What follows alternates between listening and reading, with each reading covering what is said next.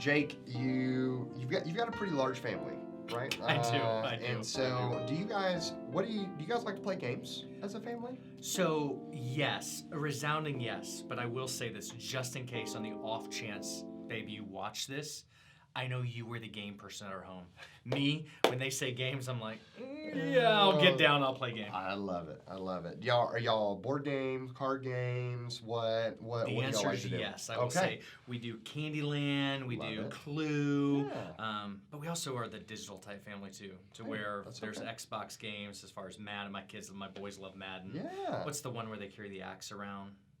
Fortnite. Yeah, just teasing. absolutely. Everyone knows Fortnite. Everyone knows Fortnite. So, I love games. My wife and I, we host board game night every Sunday night at our house. Do you really? And so That's we legit. love it's our way of gathering people That's around right. in our community. So we love inviting people to our home to play board games. We built That's a table for it. Oh my We gosh. geek out. People have told me that when you have more than 40 board games, you have an addiction. And we are. You have more than 40? We have way more than 40. I think our collection's in it's up there. There might be and professional so help somewhere for you. but I love it. So I you're love the games expert. I love games. All right. Love games. And so the more I've been in youth ministry, the more I've come across people, and I've been doing games really since I was a junior in high school. Yeah. So over a decade of games. Yeah. Love to do games. And I come across youth pastors all the time that you reach that Wednesday night moment, right? Or that camp or retreat moment, and you're like, hey, we have to do a game here. Yeah. But you end up either contracting that game out or browsing the internet at the last moment, being like, hey, I don't know what to do for this game. Because they feel like they don't have the creative juice to come up with a new game. Okay.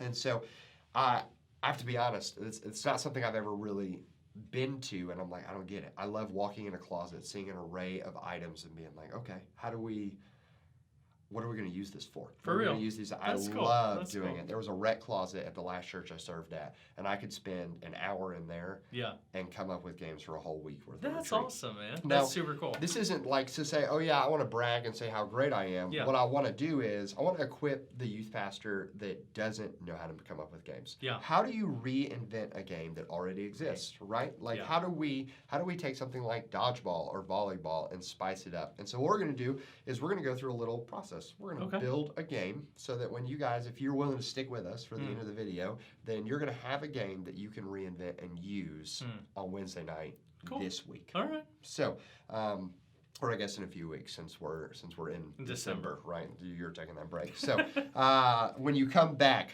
bam, hit them with this game. So we talked about this a little bit before, and we've laid a framework. And what game did you choose? Yeah, I chose like I think we call it chair volleyball. Yeah. Like we want to set up a net in the youth room or go outside, but it's not possible, right? So we take chairs, we put them, and that's the net, and then people sit on the ground, and then we blow up a balloon, and then we play balloon volleyball. Balloon volleyball. So we have a game that you're already. First off, if you've never played balloon volleyball, like boom, take it. That's a use game right it. there. It's a game right there. It's so fun. It's so great. But how do we take this reinvention of a game and kind of reinvent that? So the first thing we're gonna do is we pick a game. Easy. Second, we're going to list out what it takes to play that game, right? And so when you're playing the game of balloon volleyball, walk me through from serve to point. Yeah. What do we have to do? Yeah, so somebody serves the balloon, usually somebody in the front row. They'll serve the balloon over, and then they get 3 touches to get it back over. They have to keep their booty. Sorry, Terrence, I just hit this light back here. But you got to keep the booty on the ground. Yep. And then they can play. All right. So we the object is to not let it hit the ground, by the way. Not let it hit the ground. Perfect. That makes sense. And with a balloon, I'm sure that it can last a little while. You can probably have some pretty good volleys scooting around. Now, serving the balloon, when they serve the balloon, booty still has to be on the ground, right? Yeah, there's a couple different ways. One, they will pull it, pop it, and then go, or most people just hit it. Okay. So we have the process. We know what it takes to play a game of balloon volleyball. Now, that's the easy part because you know the games that you're doing. So now we're going to pick 2 of those tasks that we feel are a little boring. Okay. What can we do to spice it up? So we have 3 touches. Booty on the ground.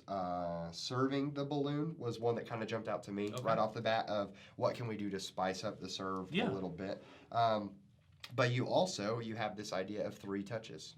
So we're gonna focus on those 2. How's that sound? Okay. And so 3 touches or serving the balloon. Now, Volleyball, it's a hand game, right? Correct. Now, Supposed to be. Does your oldest daughter plays volleyball? She does. Okay, yeah. awesome. So I guess it's not really a hand, more forearms. Yeah. People don't hit it with their hands. That'd be a But in terrible balloon idea. volleyball, But in it balloon would volleyball, it's all definitely about the be- hands, right? But what if we took balloon volleyball and we decided that you couldn't use your hands? Oh my gosh, that'd be. For one, I would want to grab my camera. Yeah. And so we take this idea of 3 touches. Let's not mess with the serve because nothing feels worse in volleyball, right? Than when you're like trying to serve it and you can't even get all the way started. Yeah, that's my. Because after we pick 2 that are boring, the last thing that we want to do is we want to make it different. And this is a hard part for some people, but it can be as simple as saying, well, we have to use our hands. Mm-hmm. What if we couldn't use our hands? We All just my take soccer that, players are gonna love it because they're gonna. yeah, and they're gonna head the ball. And I'm not saying you even have to use your Yeah. feet. You can you just can't use your hands. You Yeah. can hit it with your shoulder, but your Elbow. boot is still on the ground. So it's almost like you're even giving them freedom of creativity in the moment. Exactly. That's cool. But you're going to look like a genius because what you've done is you've taken this game and you've opened it up a little bit. And so we're going to play balloon volleyball, but you can't use your hands. If you want to kick the ball over the net. And so I'm just picturing this, right? We got people rolling down on the ground, like trying to kick this thing over, and boom. In 5 minutes, we have taken a game, reinvented it, and you can play this for weeks.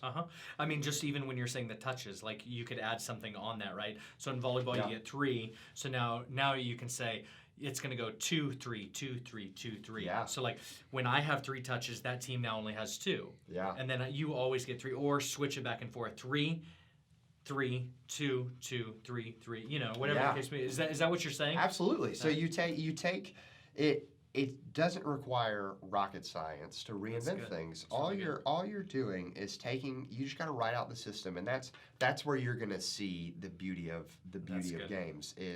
There are a lot of things that we're like, hey, I don't like playing that game because it's boring. Some people don't like playing Candyland because they're like, I don't like the randomness of the cards. But what if the cards were hidden throughout the room? Yeah. And on your turn, you've got 15 seconds to go find a card. And whatever card you find, that's what's it. And so you can, just like that, you're spicing things up. Look at this. So you're like getting freedom to reinvent a game. Yeah. Something I'm just thinking of. We do get in the ruts when I was serving in a church all the time. It was just we play the same games over and over. But you could play the same games but spice them up.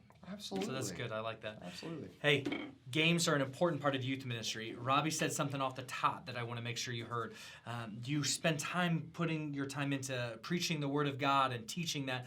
Do not overlook the game. The game is the time where students get to interact with one another. Church isn't boring. It's setting up the day. Don't just add at the last minute. Really make sure you're spending adequate time, because there are students in your ministry that they won't remember anything that you said that night, but they'll remember the game and how they felt when they were playing that game. Absolutely. So if you have any questions about this, we'd love to hear maybe how you've reinvented games. Put in the links or put in the post down below in the comments some links to maybe games that you love, and then maybe even how you have reinvented them. Does that sound cool? Yeah, it sounds then maybe awesome. We'll play some here at the office. I don't know. Come on.